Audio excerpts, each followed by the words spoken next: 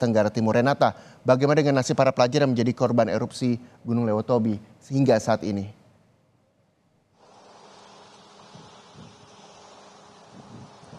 Iya, Reza dan juga saudara, ini yang juga kami tanyakan begitu ya kepada BNPB untuk kemudian tindak lanjut dari setelah erupsi ini sudah terjadi sekitar pukul 11 siang tadi, bagaimana kemudian nasib dari para pengungsi, terutama juga bagi para pelajar ataupun anak-anak begitu yang terdampak, karena kita tahu memang untuk bencana kali ini tidak hanya menyerang maksud kami sekolah begitu, tapi juga korbannya ini anak-anak cukup banyak. Oleh karena itu harus dipastikan juga bahwa mereka masih bisa mendapatkan proses belajar mengajar dan tidak terputus begitu ya. Dan juga Reza, untuk memastikan hal tersebut langsung saja kita tanyakan kepada Kapusdatin Komben BNPB. Di sebelah saya sudah ada Bapak Abdul Muhari. Selamat siang Pak. Selamat siang Mbak Renata.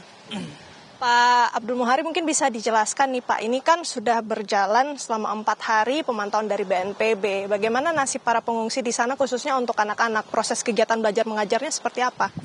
Ya, dalam 4 hari ini memang proses belajar mengajar khususnya bagi siswa yang kebetulan ruang sekolahnya dipakai untuk pengungsian ya. Ini memang terhenti sementara dan kita harapkan dalam ini maksimal hanya dalam 1 minggu ini, karena BNPB tadi pagi sudah mendatangkan 10 tenda, dan kalau misalkan digabungkan dengan tenda yang ada di provinsi itu ada sekitar mungkin 20-an tenda.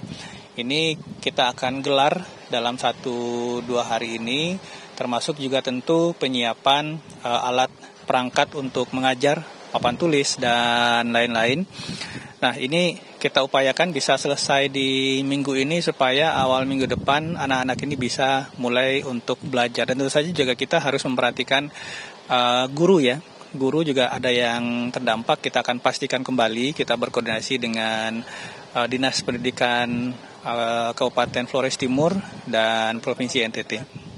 Baik, ini kan ada 2 posko yang dimana merupakan lokasi sekolah gitu ya Pak. Jadi kemudian masih dikoordinasikan untuk penanganannya.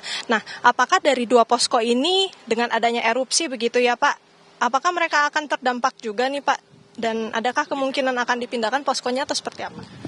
Untuk sementara tidak, posko akan tetap ada di titik yang ada sekarang, tetapi sarana prasarana dan ruang belajarnya yang akan kita buat meskipun sifatnya sementara. Jadi meskipun nanti akan belajar di tenda, selama guru memiliki sarana dan prasarana untuk belajar, kami rasa proses belajar mengajar bisa kita mulai di minggu depan. Baik, untuk kegiatan belajar mengajarnya ini memang sudah dimulai sejak 4 hari lalu atau bagaimana Pak di sana? Dan apakah selama berada di sana mereka juga masih bisa belajar atau baru mulai setelah tenda-tenda itu baru bisa tiba? Ya, untuk sementara memang proses belajar mengajar terhenti karena rata-rata dari anak-anak sekolah ini juga mengungsi di tempat sekolah mereka masing-masing yang sekarang saat ini dijadikan sebagai tempat pengungsian sementara, sehingga memang kita akan percepat datangnya tenda-tenda yang bisa mereka pergunakan nantinya sebagai ruang-ruang belajar untuk sementara waktu. Jadi memang untuk titik pengungsian tidak akan dirubah, tetapi kita akan tambah tendanya supaya membuka atau menyediakan ruang untuk belajar sementara di tenda bagi siswa-siswa yang 2 titik ini sementara dipakai untuk pengungsian. Baik, izin kami koordinasi Pak, jadi meskipun erupsi ini masih terus terjadi begitu ya, tapi untuk radiusnya ini masih dikategorikan aman untuk posko-posko yang sudah tersedia. Ya, untuk titik pengungsian terdekat itu adalah Kampung Konga, itu ada sekitar lebih dari 10 km, sekitar radius 10 km dari titik puncak erupsi. Dan perlu kita sampaikan juga Mbak Renata dan pemirsa Kompas TV bahwa memang tadi pagi jelang siang pukul 11.15 itu jadi erupsi yang sangat besar. Ketinggian abu vulkanik mencapai 8.000 meter dan awan panas guguran hingga 3 km. Tetapi seperti yang kita lihat sekarang di siang ini sudah mulai mereda dan kita harapkan aktivitas vulkanik ini juga tadi memang cukup besar. Kita harap tidak ada lagi yang lebih besar daripada hari ini.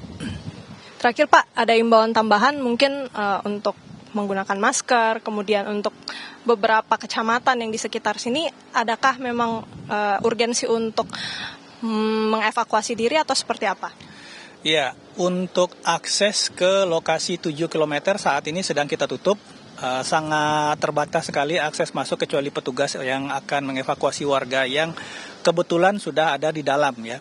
Ini untuk warga yang di luar mau masuk itu kita tutup, dan tentu saja untuk warga masyarakat yang ada di sekitar zona 7 hingga 8 ini memang sedikit kita perluas karena melihat cakupan area terdampak abu vulkanik, itu kita harapkan khususnya anak-anak tetap memakai masker jika beraktivitas di luar ruangan. Baik, terima kasih banyak atas infonya Pak Abdul Mohari.